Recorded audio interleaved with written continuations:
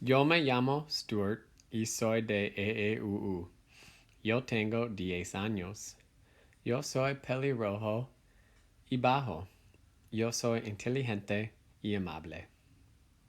Me gusta jugar los juegos y me gusta beber los refrescos de Izzy's.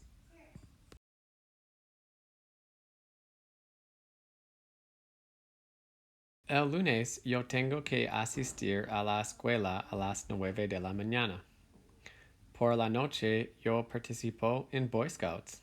Es divertido. El martes mi hermana y yo vamos a pie a la escuela. En la escuela yo tengo que bailar para la clase de arte. No me gusta bailar.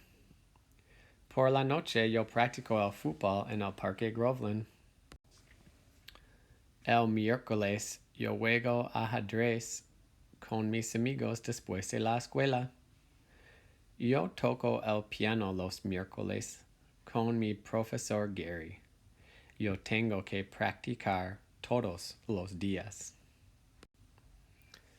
El jueves yo actúo con mi equipo de Destination Imagination.